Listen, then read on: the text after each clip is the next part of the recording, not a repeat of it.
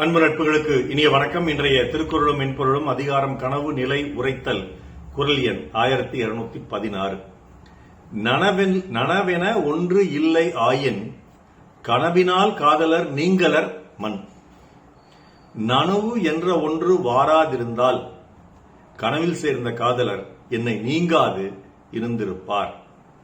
If the reality doesn't come, my lover would have joined me in the dream. The lover who had joined me in the dream would not have left.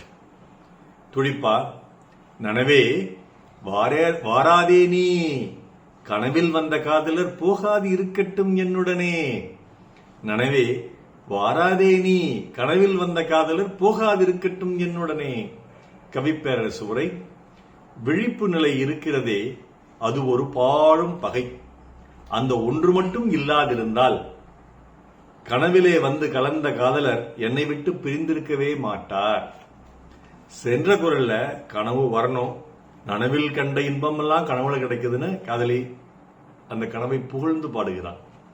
புகழ்ந்து குரலில் பேசுகிறாள், பாடுகிறாள் வள்ளுவர் வாயிலாக. இந்த குரலில் அதே வள்ளுவர் வாயிலாக அந்த கனவை திட்டுகிறாள். அதாவது ஏன் அவன் ஒரு குரல்ல புலம்பி பாராட்டி, ஒரு குரல்ல புலம்பி, ஒரு குரல்ல பாராட்டி, ஒரு குரல்ல திட்டுறா அப்படின்னா, அப்படிப்பட்ட ஒரு சூழ்நிலையில் அவள் மனது இருக்குது. சில நேரம் அதுல ஒரு இன்பம் கிடைக்கும் போது பாராட்டணும்னு தோணும், சில நேரம் அதுல துன்பம் கிடைக்கும் போது திட்டணும்னு தோணும். இப்போ குழந்தைகளே இருக்காங்க, நமக்கு நல்ல பேர் வாங்கி கொடுக்குறான்னு வச்சுங்க, அவங்களை பாராட்டி உச்சி முகர்ந்து மகிழ்ச்சியா இருக்க வேண்டும், கன்னத்தில் முத்தமும் கொடுக்க தோணும். ஏதாவது சில வேலைகளில் நமக்கு ஒரு கெட்ட பெயர் கொஞ்சோண்டு வர மாதிரி கூட செஞ்சுட்டாங்கன்னா உடனே என்ன பண்ணுவோம், நீ எல்லாம் எனக்கு பிறந்தையே, நீ எல்லாம் எங்க உருப்பிடுவ அப்படின்னு திட்ட ஆரம்பிச்சிருவோம்.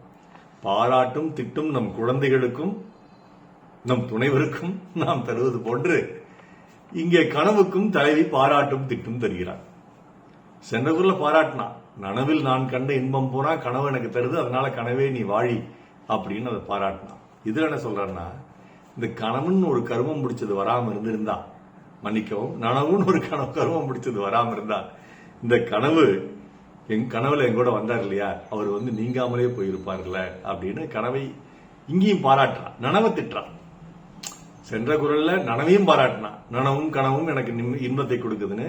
இந்த குரல்ல கனவை பாராட்டுறா, நனவை திட்டுறா. அதனால தலைவி ஒரு மனநிலை, இப்ப என் மனநிலையும் அந்த மாதிரி குழப்பப்படுதுன்னு மாத்தி மாத்தி சொல்றேன். ஆனா முடிவா சொல்லிடுறேன், ரெண்டு குரல்லையுமே அவள் கனவை பாராட்டுகிறாள்.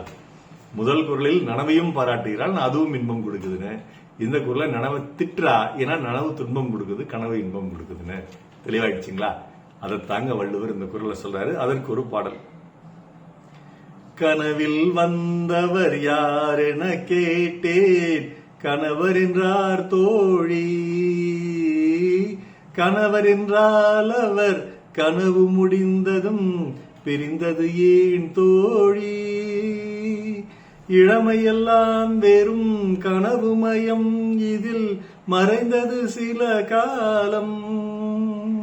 தெளிவும் அறியாது முடிவும் தெரியாது, மயங்குது எதிர்காலம். மயங்குது எதிர்காலம். மாலை பொழுதின் மயக்கத்திலே நான் கனவு கண்டேன் தோழி. மனதில் இருந்தும் வார்த்தைகள் இல்லை, காரணம் ஏன் தோழி, காரணம் ஏன் தோழி என்று உள்ளத்தை உருக்கும் வரிகளை கண்ணதாசன் எழுத, மெல்லிசை மன்னர் இசையமைக்க, சுசீலா பாட, நம்ம உள்ளத்தை அப்படியே கொள்ளை கொள்ளுங்க இந்த பாட்டு. இந்த குரல்ல திருவள்ளுவர் என்ன சொல்றாருன்னு திருப்பி சொல்றேன்.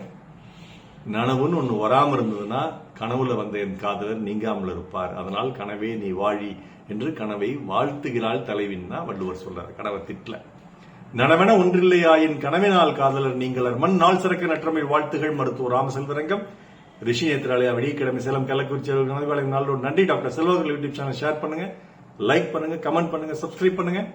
வணக்கம்.